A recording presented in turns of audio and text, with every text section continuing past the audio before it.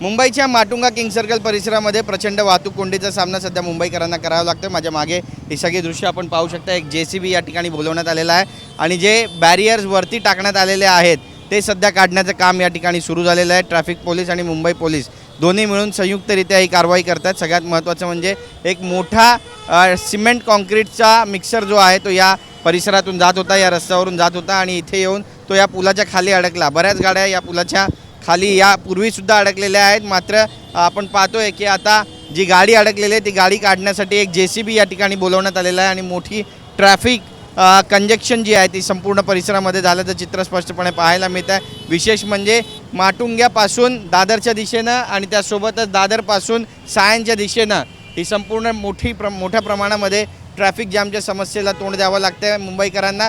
आणि आता या ठिकाणी आपण पाहतोय की JCB मागवण्यात आलेला आहे। JCB मागून या ठिकाणी वरती जे बॅरियर्स टाकण्यात आलेले आहेत, म्हणजे ज्या वाहनांना या ठिकाणाहून जाण्याची परवानगी आहे त्यासाठी खरं तर हे बॅरियर्स टाकण्यात येतात। मात्र ड्रायव्हरच्या लापरवाहीमुळे हा जो सिमेंट कॉन्क्रीटचा ट्रक आहे त्याचा अंदाज चुकला आणि सिमेंट कॉन्क्रीटचा हा जो मिक्सर आहे तो या ठिकाणी आतमध्ये शिरला, मात्र पुढे जाऊ शकला नाही। त्यामुळे एक मार्गिका जी आहे ती पूर्णपणे बंद झालेली आहे आणि ही मार्गिका बंद झाल्यामुळे या संपूर्ण परिसरामध्ये आता ट्रॅफिक जॅमच्या समस्येला नागरिकांना तोंड द्यावं लागतं आहे आणि त्यासाठीच आता JCB सुद्धा मागवण्यात आलेला आहे। आता ही वाहतूक पूर्ववत कशा पद्धतीनं होणार आहे हे पाहणं सुद्धा महत्त्वाचं ठरेल। कॅमेरा पर्सन किशोर भोवडसह गिरीश गायकवाड, TV9 मराठी, मुंबई।